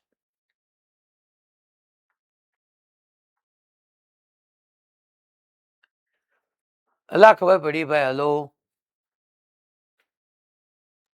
સ્મોલ એન શું છે ખબર પડી ને? Small n that is capital N by L, number of turns per unit length. હા ભાઈ, આધારમાં તમે ઉપરની બાજુ કર્યું એવી રીતે નીચેની બાજુ હશે ન તો આપણે થીટા આવે સ્ટાર્ટ એવી રીતે લીધી. હા અહીંથી કરીએ ને બેટા, આ કેસ ને તું કરી શકે, એમાં કઈ વાંધો નહીં. આ ને ઈ જ કેસ ને, એને આ નીચેની બાજુ આપણે લીધું નહીં. સંભળાણું નહીં. એ ટોટલ લાઈન છે તમે જે કેમ ઉપર એવી રીતે નીચે ન કરવું પડે. આમ હા તો પરપેન્ડિક્યુલર ડિસ્ટન્સ અહીંથી લઈ લે પેલા માણસ, આમ લઈ લે, આમ આ એન્ડ આ એન્ડ. હું ફેર પડવાનો? કાંઈ ફેર. બસ એટલે ઇન્ટુ 2 ન કરવું પડે એમ. ઇન્ટુ 2 હું કામ કરવું તારે? આપણે ઉપર ખાલી આપણે અત્યારે દોઢ ને આપણે એટલે આ આખી કોઇલને કારણે લેફ્ટવર્ડ ગયું ને, બધાનું ડીબી જ છે ને. એક કોઇલનું આનું જો તો ડીબી આવ્યું, બીજી તું આવી કોઇલ રે કે રિંગ રે બધાને કારણે ડીબી ડીબી ડીબી ડીબી, તો નેટ ડીબી નું બી થઈ ગયું. 2 ડીબી હું કામ લેવું છે તારે ભાઈ? એ તો ખાલી એંગલ માટે છે યાર, મેં લિમિટ મૂકવા માટે કર્યું છે. એમાં કાંઈ ઉપર નીચે અલગ અલગ ન આવે ને. ખબર પડી? ઓકે. હવે અહીંયા માની લો આને ક્વેશ્ચન પૂછ્યો તો કહી દઉં કે કોક નામ તો સાહેબ તમે આ એંગલ લીધા હોત તો જો પર્પલ કલર લખ્યો જ છે. તો આ θ1 θ2 એ કોસના ટર્મની અંદર આવે છે. હું હમણાં તમને શીખવાડીશ, મારે કેવું જ તો અત્યારે તો આપણે ખોટા કન્ફ્યુઝન ન થઈએ એટલે sin θ1 sin θ2 ના ફોર્મની અંદર જ રહેવા દઈએ છીએ. તો ટૂંકમાં હું આ રિઝલ્ટને તમારી સામે આમ સમઅપ કરું તો આવી રીતનું કંઈક છે કે અહીંયા એક આપણે આવી રીતના વાયરને વાઉન્ડ કરતા હતા. આ વાઇન્ડિંગ આપણે કર્યું છે ટાઇટલી પેક યા સોરી ટાઇટલી બાઉન્ડ યા ક્લોઝલી પેક્ડ. આ તમારી એક્સિસ હતી, આર જે છે એ સ્મોલ આર હતું. કરંટ આ મસ્ત મજાનો જતો હતો,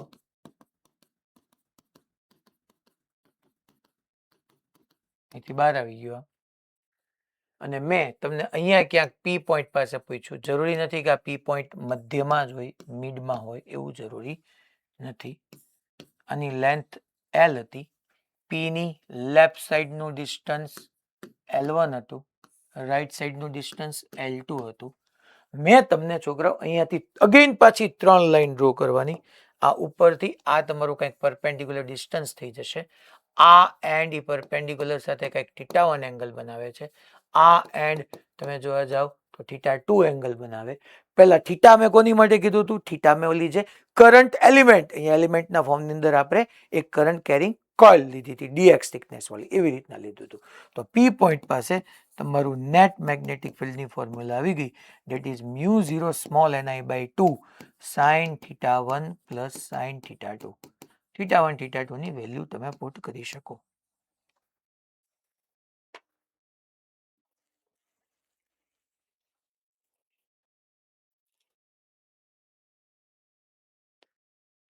હવે આપણે આઈડિયલ સોલેનોઇડ માટે આવું ભણીએ. આ આઈડિયલ સોલેનોઇડ હું કહું ને એટલે તમારે ઇનફાઇનાઇટ લેન્થનો સોલેનોઇડ સમજવાનો. આ ફાઇનાઇટ લેન્થ માટે છે, જેમાં એલ છે, L1 છે, L2 છે. હવે બધે જ બધું ડિસ્કશન આપણે, અચ્છા આ જ વસ્તુ, આ જ ફોર્મ્યુલા હું તમને પાછી એમ્પિયર સર્કિટલ લો થી પ્રૂવ કરીને આપીશ.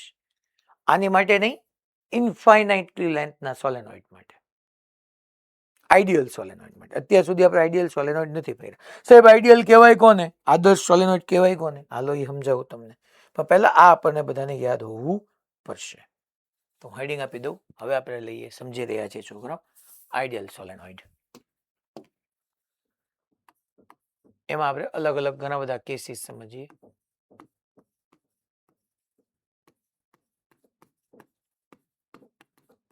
Ideal solenoid.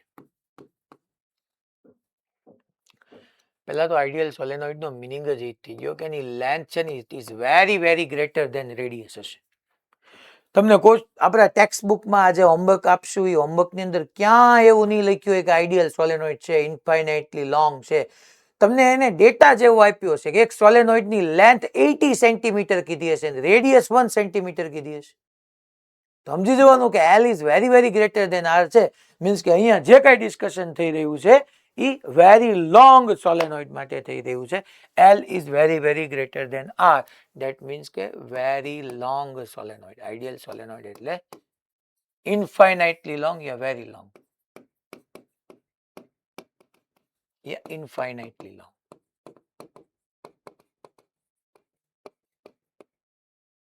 સાહેબ ડ્રો કરો. ચાલો ડ્રો કરો યાર.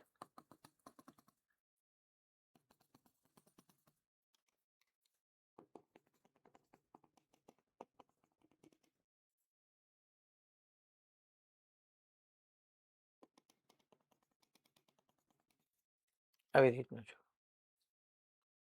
જો તમે બે સાઈડ મેં કઈક ડોટેડ રાખ્યું છે. જો બે સાઈડ મેં ડોટેડ રાખ્યું છે. આની લેન્થ વેરી લાર્જ છે compare to its radius. Infinitely long નો મિનિંગ ઈ થયો છોકરાઓ. જે વાયરમાં એવું હતું કે આપણે 20 મીટરની સામે 2 સેન્ટીમીટરે મેગ્નેટિક ફિલ્ડ ફાઇન્ડ કરતા હોય તો એ ઇન્ફાઇનાઇટલી લોંગ કહેવાય. જો મેં ડ્રો કર્યો, વચ્ચે કન્ટિન્યુઅસ વાયર ડ્રો કર્યા છે. એન્ડ પાસે બે જગ્યાએ મેં ડોટેડ થી ડ્રો કર્યા છે, બાકી બધી જગ્યાએ કન્ટિન્યુમાં જ છે. ઓકે સર, ચાલો તો હવે મારે અહીંયા પી પોઈન્ટ પાસે જોઈએ છે મેગ્નેટિક ફિલ્ડ. હવે એમાં પાછું અલગ અલગ પોઈન્ટ લઉં. આ આઈડિયલ સોલેનોઇડમાં પાર્ટ આવ્યા. પહેલા આઈડિયલ સોલેનોઇડમાં પહેલા એટ ધી સેન્ટર પર જોઈએ છે. ચાલો નો પ્રોબ્લેમ. આઈડિયલ માં તે પહેલા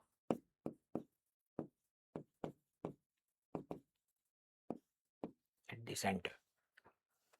ચાલો કેટલી લાઈન ડ્રો કરવાની છોકરાઓ? સેન્ટર માટે જોતું હોય મારે કેટલી લાઈન ડ્રો કરવાની? 3 લાઈન ડ્રો કરવાની. પહેલા આપણે જોવા જઈએ તો એક તો તમને ખબર જ છે કે આ આપણું આમ પરપેન્ડિક્યુલર ડિસ્ટન્સ થઈ ગયું. ઓકે, પછી તમે જોવા જાઓ તો આ એન્ડ માટે મારે વિચાર કરવો હોય, આ એન્ડ માટે મારે વિચાર કરવો હોય તો અહીંથી જોવો તો પહેલા આમ આપણે એમ ન કહી શકીએ કે ભાઈ આમ આપણે એમ ન કહી શકીએ. પહેલા આ એન્ડ છે અહીંથી આમ છે, પછી આમ લાર્જ ઇન્ક્રીઝ થતા થતા થતા થતા થતા that θ1 tends to 90 ડિગ્રી ની થઈ જાય છોકરો. જો નહીં વેરી લાર્જ વ્યૂ જાઓ, લાર્જ લેન્સ તો tan θ is equal to opposite upon adjacent to r છે તે. તો tan θ is equal to opposite very large infinite થઈ જાય તો tan θ infinite થાય તો θ 90 ડિગ્રી થાય. સેમ અહીંયા તમે જોવા જાઓ, અહીંથી આમ પછી આમ પછી આમ એમ કરતા કરતા જઈએ તો એક એન્ટી ક્લોકવાઇઝમાં 90 ડિગ્રી થશે, એન્ટી ક્લોકવાઇઝમાં, અને θ2 it tends to 90 ડિગ્રી થશે. તો છોકરાઓ પી પોઈન્ટ પાસે મેગ્નેટિક ફિલ્ડની ફોર્મ્યુલા પાછળ વાળો કેસ જ યુઝ કરીએ ને, પાછળવાળા કેસની સર આ ક્યારે યુઝ કરવો? જ્યારે તમને લેન્થ અને રેડિયસ એવા આપ્યા હોય કે મને સમજાઈ જાય કે ભાઈ લેન્થ માની લો છોકરા, હું એમ કહું છું કે લેન્થ 2 મીટર છે અને માની લો રેડિયસ તમારી 1 મીટર છે, તો 1 મીટર ને 2 મીટર ને કેવી રીતના તમે હોઈ ન શકે. માની લો લેન્થ તમારી 2 સેન્ટીમીટર છે અને રેડિયસ તમારી 1 સેન્ટીમીટર છે, તો લેન્થની રિસ્પેક્ટમાં તમારી રેડિયસ નેગ્લિજિબલ નથી. તો મીન્સ કે આ તમારો ફાઇનાઇટ લેન્થનો સોલેનોઇડ થયો, ફાઇનાઇટ લેન્થનો સોલેનોઇડ. એની માટે આ ફોર્મ્યુલા યુઝ કરવાની છે, ફાઇનાઇટ લેન્થ થયું. પણ તમને મેં હમણાં આગળ જેમ સમજાયું એમ આપ્યું હોય કે લેન્થ 80 સેન્ટીમીટર આપી હોય અને રેડિયસ 1 સેન્ટીમીટર આપી હોય તો ઇન્ફાઇનાઇટ લેન્થનો સોલેનોઇડ. તો બે બાજુ ઇન્ફાઇનાઇટ, તો એ જ ફોર્મ્યુલા જે આપણને મળી હતી એને જ કન્ટિન્યુ કરવાની. That is μ0 small ni by 2.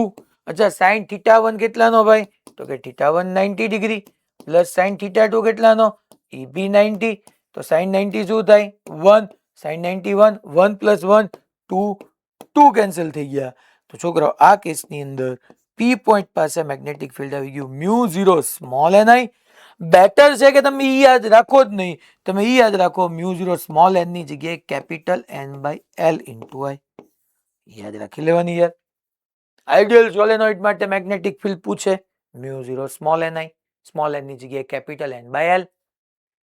ઇન્ફાઇનાઇટલી long solenoid માટે મેગ્નેટિક ફિલ્ડ μ0 સ્મોલ ni. કાંઈ લખીને ન આપે, ડેટા પરથી ખબર પડે.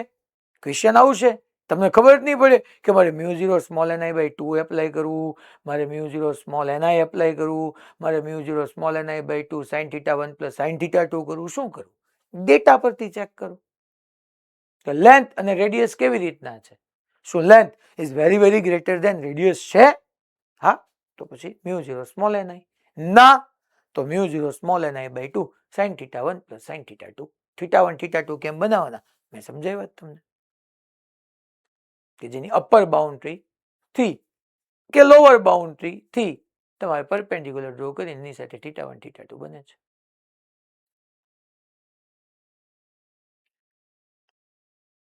અલા ભાઈ ખબર પડી? પાક્કો? અને આ મેગ્નેટિક ફિલ્ડ અહીંયા કરંટ આમ આપણે, અચ્છા કરંટને હું એક શો કરતા ભૂલી ગયો છું. અહીંયા કરંટ આમ જતો હતો આમ, તો તમને યુનિફોર્મ મેગ્નેટિક ફિલ્ડ મળશે આમ બધી જગ્યાએ મળશે. આમ જો આમ, તો અહીંયા બી આમ હશે, અહીંયા બી આમ, અહીંયા બી આમ, અહીંયા બી આમ, અહીંયા ઓલમોસ્ટ એક્સિસ ની નજીક તો યુનિફોર્મ મેગ્નેટિક ફિલ્ડ જ હશે. એક્સિસ ની નજીક બાઉન્ડ્રી તરફ જતા જશો ને એમ થોડુંક નોન યુનિફોર્મ થતું જશે, બાકી તો એક્સિસ ની નજીક તો ઓલમોસ્ટ યુનિફોર્મ જ હશે.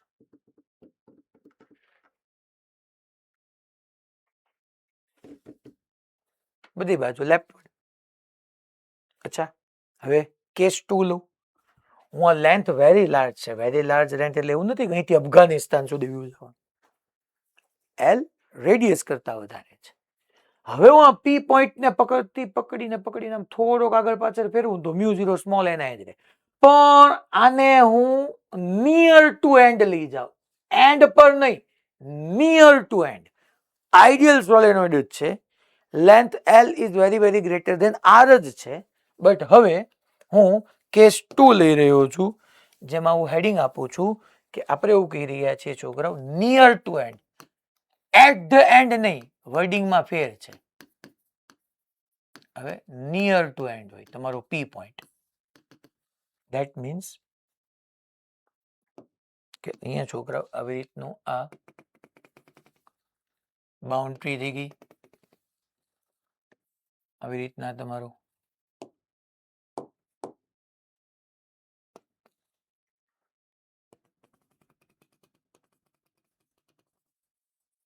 આ એક આઈડિયલ સોલેનોઇડ છે. આઈડિયલ સોલેનોઇડ છે, કરંટ આવી રીતના પાસ થાય છે. આ તમારી એક્સિસ છે, આ ડિસ્ટન્સ સ્મોલ આર છે. હવે પી પોઈન્ટ અહીંયા ક્યાંક છે, એન્ડ પાસે નહીં, નિયર ટુ એન્ડ. તો સર ફોર્મ્યુલામાં શું કરવાની? બેઝ તો ઓલું જ યાદ રાખો, કેમ ઓલામાં μ0 4πr sin θ1 પ્લસ sin θ2 હતું, બધા એલું ગયું. એમ અહીંયા mu 0 small ni by 2 sin theta 1 plus sin theta 2 બધે દોરવાનું છે. તો સર મારે શું કરવાનું? હાલો મેં તમને સમજાવ્યું જ છે કે ઉપરની બાઉન્ડ્રી થી આ એક તમારું પરપેન્ડિક્યુલર ડિસ્ટન્સ. ઓકે, તો આ એક મેં લાઈન ડ્રો કરી પરપેન્ડિક્યુલર. અચ્છા તમે મને કહો તો આ એન્ડ છે હે, આ એન્ડ અહીંયા આમ આમ આ એન્ડ કેટલાનો થવાનો? તો કે ગમે કરો સાહેબ, થીટા 1 ટેન્સ ટુ 90 ડિગ્રી થવાનો છે. સાહેબ થીટા 2 ટેન્સ ટુ 90 થશે? નો, થીટા 2 કઈ હવે ટેન્સ ટુ 90 થવાનો નથી. થીટા 2 તો થીટા 2 જ રહેવાનું છે. કેટલો થશે હવે મને થોડી ખબર હોય, આપણે જોઈએ હમણાં, વિચારીએ કેટલું થશે. હશે કંઈક થીટા 2 ટેન્સ ટુ 90 નહીં હોય.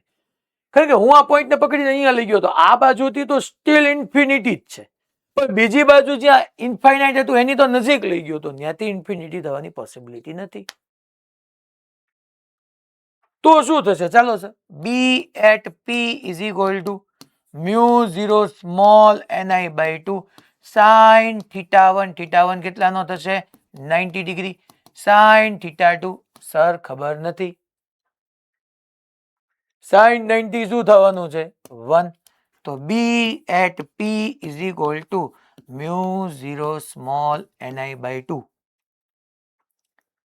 Sign 91 plus sine theta 2.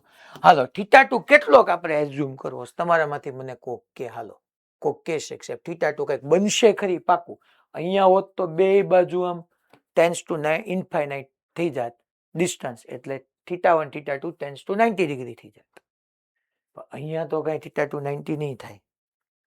હા, હજી આમ બહુ દૂર સુધી લઈ લઉં તો પછી એન્ડ પોઈન્ટ નહીં રહે, તો પોઈન્ટ સેન્ટરમાં આવી જશે, તો કદાચ થીટા 2 વધતો જાય. આ થીટા 2 કેટલો હશે? એપ્રોક્સ કહેવાનું છે યાર. મારે તમને એક બીજી વસ્તુ સારી સમજાવી છે એટલા માટે. તમારે ગમે એમ બોલવાનું છે થીટા 2 એટલો હશે, કેમ તમે વેલ્યુ જાણતા હો એવું કંઈક બોલવાનું.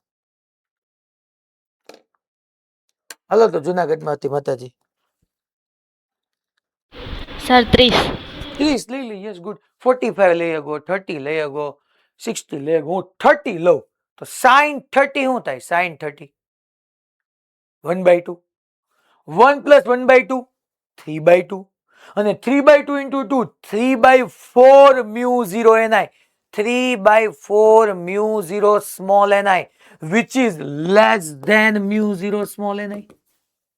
કારણ કે 3/4 એટલે 0.75 થયું.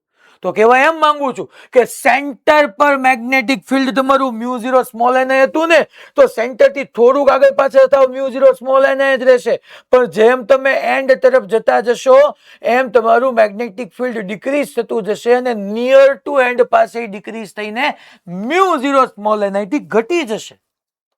થીટા તમે 30 ડિગ્રી મૂક્યું તો સાઇન 30 1/2 થયું, અને 1 plus 1/2 that is 3/2. So 3/2 into mu 0 small ni, that is small ni by 2, that is 3/4. 3/4 mu 0 small ni which is less than mu 0 ni. અલા ખબર પડી? આ કેસ ઓલા જેવો થયો ને, ઓલો આમ કરંટ કેરિંગ વાયર હતો, એક સાઈડ થી ઇન્ફાઇનાઇટ વ્યૂ જતો હતો. આ પી પોઈન્ટ યાદ કરો, અહીંથી મેં એંગલ થીટા 1 90 કહેતો હતો, અહીંથી એંગલ થીટા 2 લઈ લેતા હતા. એ જ થયું ને, એક સાઈડ થી 90, એક સાઈડ થી 90 નહીં. અલા ખબર પડી ભાઈ? હું આઈડિયલ સોલેનોઇડ બોલું. મોડાસા હા જાગો છો તો આમ તો ઓકે તો કયો બે ભાઈઓ, તમને કહો. હા મારા બેટા હારા. રાજકોટ ગુરુકુળ, મોરબી, મોરબી, ભુજ, બાકી બધા. તો કહેવાનો મિનિંગ એમ થઈ ગયો કે આ તમે યાદ રાખવા માટે તમે લખી લેજો કે લેસ ધેન મ્યુ 0 ni કેમ આવ્યું. મેં અહીંયા ઈ નથી ઇન્ડિકેટ કર્યું. અહીંયા સમજાવવા એ માંગુ છું કે આઈડિયલ સોલેનોઇડ બોલું, ઇન્ફાઇનાઇટલી લોંગ સોલેનોઇડ બોલું, કે ડેટા એવો આપું, તમારે સમજી જવાની કે વાત basically B is equal to mu 0 small ni ની થાય છે, યા કેપિટલ N બાય L મૂકી દો. તો સેન્ટર પર મેગ્નેટિક ફિલ્ડ હશે, એનાથી તમે એન્ડ તરફ જશો, આ એન્ડ પર નથી, નિયર ટુ એન્ડ છે, તો મેગ્નેટિક ફિલ્ડ ડિક્રીઝ થાય છે. એ તો મને સમજાઈ ગયું, કે મેગ્નેટિક ફિલ્ડ ડિક્રીઝ થાય છે. હવે થર્ડ કેસ લો, આ at the centre, near to end. હવે at the end, third case લઈએ, એટ ધ એન્ડ.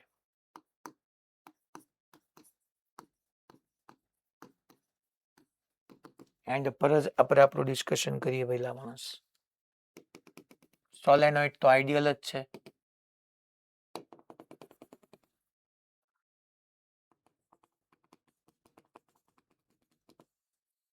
આવી રીતના વાઇન્ડિંગ ટાઇટલી વાઉન્ડ કરી દઈએ.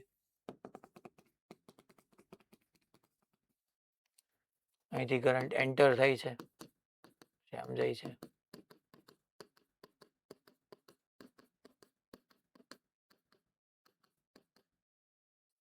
આ તમારી એક્સિસ છે.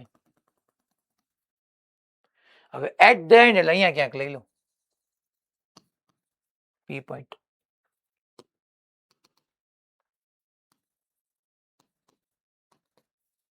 અહીંયા ક્યાંક મેં પી પોઈન્ટ લઈ લીધું. અચ્છા, આની લેન્થ તો છે જ ભલા માણસ. હા, આર છે જ. ચાલો શું ડ્રો કરશું, તો કે એક તો પેલા એની આ જે સાઈડ છે એ આ રીતનો પરપેન્ડિક્યુલર ડ્રો. હાલો, તો આ એન્ડ કેટલો, આમ આમ આમ આમ વેરી લાર્જ છે. તો મને એવું લાગે છે કે θ1 તો 90 ડિગ્રી બનશે. હાલો, θ2 કેટલાનો, આ બીજો એન્ડ પરપેન્ડિક્યુલર સાથે કેટલાનો એંગલ બનાવે, θ1 ટેન્સ ટુ 90 ડિગ્રી તો થશે. હાલો, θ2 કેટલાનો થશે, θ2 બીજો એન્ડ પરપેન્ડિક્યુલર સાથે ને કેટલાનો એંગલ બનાવશે. હાલો, આ તો આવડવું જોઈએ હવે. હા, આમાં હું, આ પોરબંદર θ2 ટેન્સ ટુ 0. ફોર્મ્યુલા યાદ કરો, તો કે B at P is equal to μ0 small ni by 2 sin θ1 that is 90 degree sin θ2 that is 0 sin 0 0 થઈ ગયું. તો હવે એન્ડ પાસે magnetic field μ0 small ni by 2 થઈ ગયું, સેન્ટર નું હાફ થઈ ગયું. sin 91 1 plus 0 1. ટૂંકમાં આઈડિયલ સોલેનોઇડમાં એક્ઝેક્ટલી વચ્ચે μ0 સ્મોલ ni હોય બે બાજુ. હવે જો પાછા ઘણાને આમાંથી પ્રશ્ન થાય, સાહેબ તમે રાઈટ સાઈડ ના એન્ડે ગયા, લેફ્ટ સાઈડ ના એન્ડે જાવ તો આ થાય યાર. સેન્ટર પર μ0 સ્મોલ ni હોય, સેન્ટર થી થોડુંક ડિસ્ટન્સ સુધી વાંધો નહીં, પછી તમે જેમ આગળ જતા જાવ મેગ્નેટિક ફિલ્ડ ડિક્રીઝ થતું જાય અને એન્ડ પર પહોંચો ત્યાં સુધીમાં જે હોય એનું 50% થઈ ગયું μ0 સ્મોલ ni by 2. હું હજી અટકતો નથી, આઉટસાઇડ ધી એન્ડ જોઉં છું, હજી થોડુંક ઓર આગળ જઈએ. હાલો, આપણે કેસ સમજવા જ છે, તો હું એમ તમને કીધું અહીંયા ક્યાંક પૂછી લે આઉટસાઇડ ધી એન્ડ.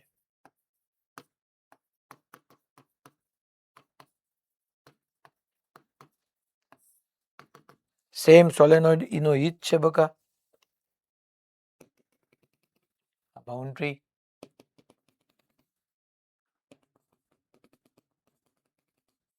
એથી આવી રીતના આ વેરી લોંગ સોલેનોઇડ, આ તમારી એક્સિસ, આ રેડિયસ સ્મોલ આર. હાલો, આઉટસાઇડ અહીંયા ક્યાંક વાત કરીએ છીએ આપણે, અહીંયા ક્યાંક તમારું પી પોઈન્ટ છે. આઉટસાઇડ વચ્ચે ક્યાંય ન રહ્યું.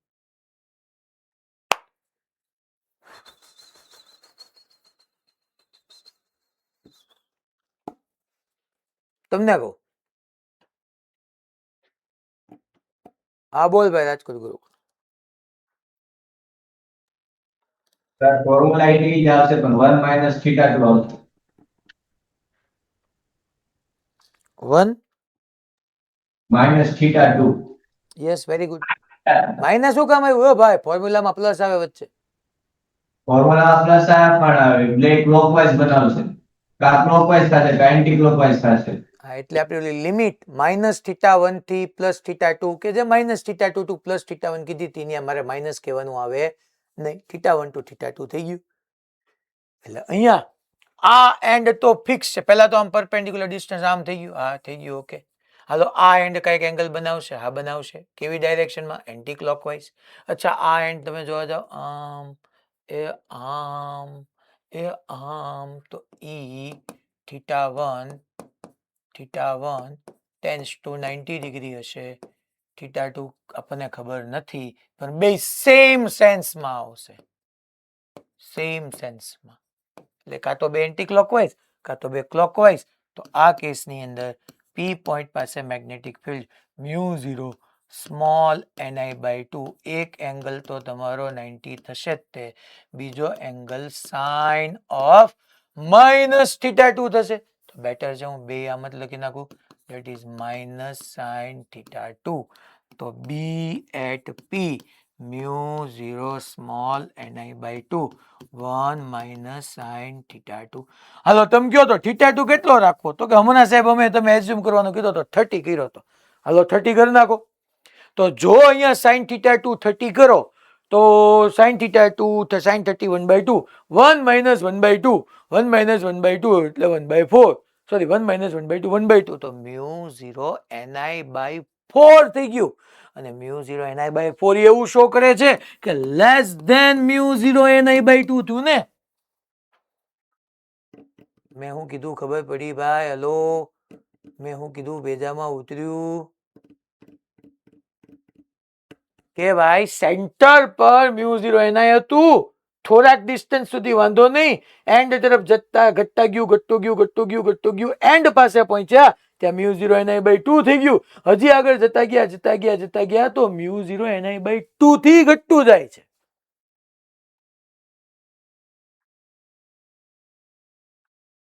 અને હજી આમાં પાંચમો કેસ લઈ લો.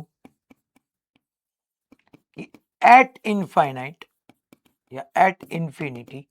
હાલો તો પી પોઈન્ટ ને ઇન્ફિનિટી લઈ જાઓ, તમને આમ નામ સમજાઈ જાય કે પછી θ1 ને θ2 બે લાર્જ થઈ ગયા. હા અહીંથી આમ તમે જોવા જાઓ તો આ થીટા માટે તમારી લેન્થ વેરી લાર્જ હતી, આની માટે એટલી બધી લાર્જ નહોતી. આ પી પોઈન્ટ ને આમ હજી બહુ દૂર લઈ જાઓ તો બે લાર્જ થઈ જાય. θ1 tends to 90 θ2 tends to 90 sin 91 1 - 1 0. તો ઇન્ફાઇનાઇટ એ તમારું મેગ્નેટિક ફિલ્ડ 0 થઈ જશે.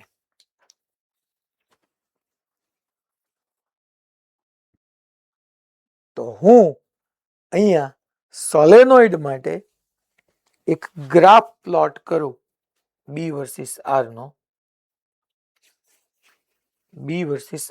હું એક ગ્રાફ પ્લોટ કરું સોલેનોઇડના આ કેસ માટે.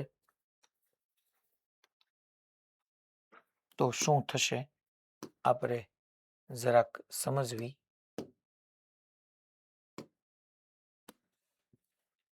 અહીંયા છોકરાઓ આમ બી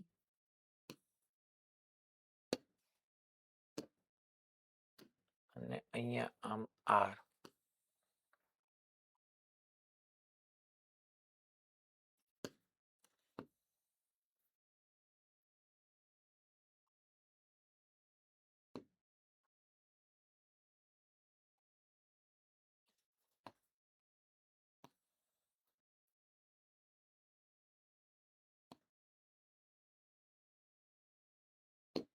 આ મેં બી વર્સિસ આર નો ગ્રાફ પ્લોટ કર્યો.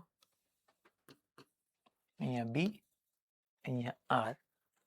અહીંયા તમને સાઈડમાં સોલેનોઇડ યાદ અપાવી દઉં. આઈડિયલ સોલેનોઇડ હતો.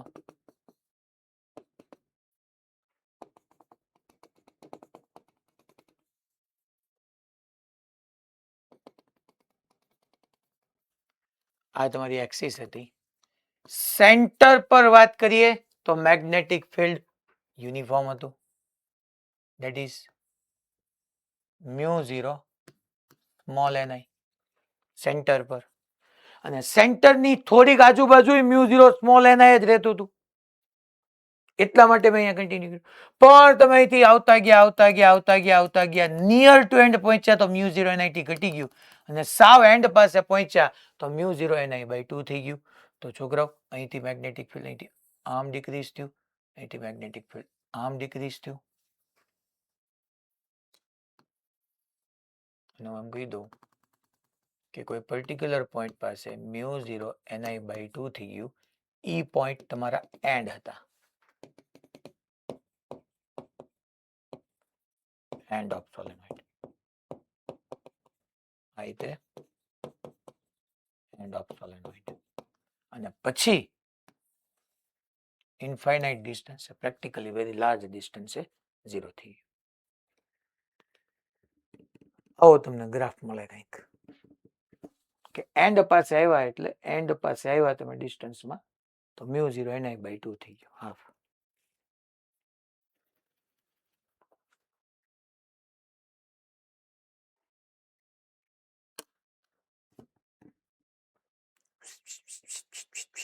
તમને કહું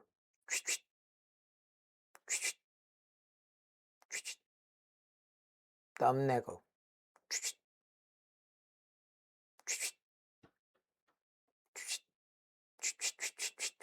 તમને કહું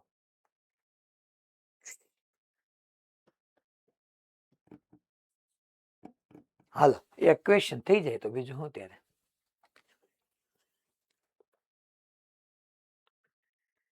એક્ઝામ્પલ, એક આવો આઈડિયલ સોલેનોઇડ છે.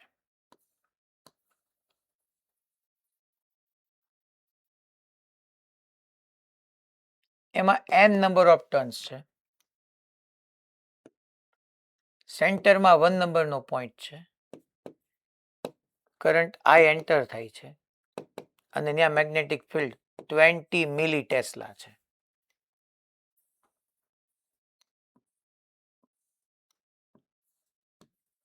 પછી અહીંયા આગળ જતા બે સોલેનોઇડ આવા બની જાય છે.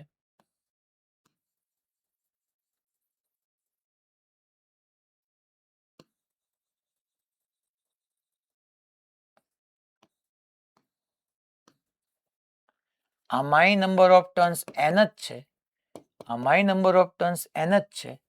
આની લેન્થ l છે, આની લેન્થ l જ છે, આની લેન્થ l જ છે. બધા આઈડેન્ટિકલ, બધી રીતે હરખા. 1 નંબર પાસે મેગ્નેટિક ફિલ્ડ 20 મિલી ટેસ્લા છે. તો આ 2, આ 3, આ 4, આ 5, આ 6 બધા પાસે મેગ્નેટિક ફિલ્ડ ફાઇન્ડ કરો. Find V2, B3, B4, B5, B6. ચાલો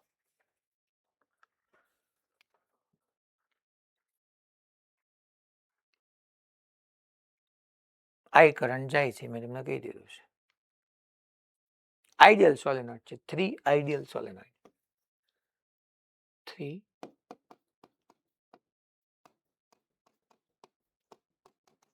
આઈડિયલ સોલેનોઇડ. મેં કીધું છે બધાની લેન્થ હરખી, બધાનો cross sectional area Harkho, number of turns હરખા. હાલો B2 પહેલા મને લખાવશે. B2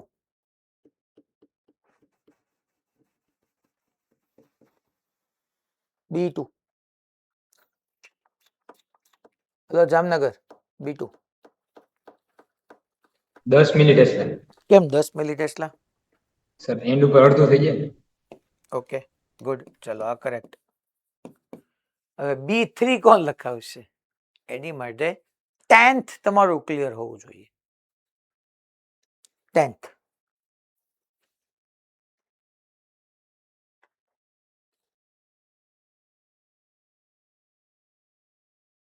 કોઈ કેવું છે? બાકી હું કહી દઉં મારી રીતે.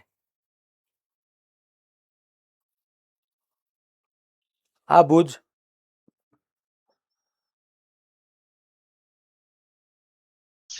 સર B3 10 થશે 10 મિલી ટેસ્લા. શું કામ પણ કઈ રીતે ઈ કે? કેમ કે સર કારણ આ જે સોલેનોઇડ એ પેરેલલ માં ગોઠવેલા એટલે થોડા ત્યાં અડધો થઈ જશે.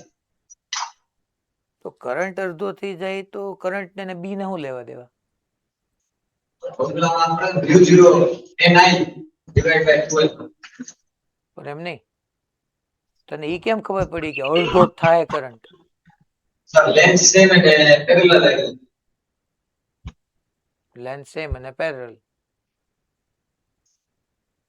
Yes, very good, perfect answer કે 10 મિલી ટેસ્લા થશે. અહીંથી જે કરંટ આવી ગયો એ બે પાર્ટમાં વેચ. હવે બે પાર્ટમાં જ કેમ વેચાશે? કારણ કે આ બે પેરેલલમાં છે. યાદ કરો formula, V is equal to IR. બેમાં V same, okay, potential same. અચ્છા, રેઝિસ્ટન્સ માટે જોવા જાવ તો R is equal to rho L by બે સેમ મટીરિયલનો, રો સેમ, એ સેમ, લેન્થ એ સેમ. તો અહીંથી જે ટોટલ કરંટ આવ્યો હોય બે પાર્ટમાં વેચાઈ ગયો, I/2. તો અહીંયા કરંટ ગયો, ધેટ ઇઝ I/2. અહીંયા કરંટ ગયો, ધેટ ઇઝ I/2. મેગ્નેટિક ફિલ્ડની ફોર્મ્યુલા યાદ કરો ભાઈ, μ0 small ni. Current became half, magnetic field became half. કારણ કે આ બાકી બે માટે તો બધી જગ્યાએ વચ્ચે એર જ છે એટલે μ0 same.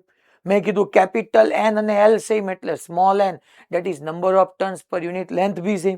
μ0 constant, n constant. Current half થઈ ગયો તો મેગ્નેટિક ફિલ્ડ હાફ થઈ જાય. અહીંયા સેન્ટર પર 20 મિલી ટેસ્લા હતું તો અહીંયા 10 મિલી ટેસ્લા થાય. B3 અને B5 બે 10 મિલી ટેસ્લા થશે બે. અને B3 પાય હોય એની કરતા B4 પાય પાછું હાફ હોય તો ધેટ ઇઝ 5 મિલી ટેસ્લા. અને B5 પાય હોય એની કરતા હાફ 6 પાય હોય, that is again 5 milli tesla.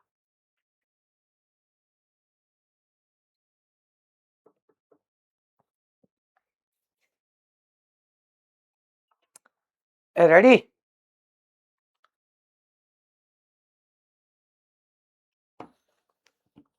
સારું, આટલું રાખીએ છીએ.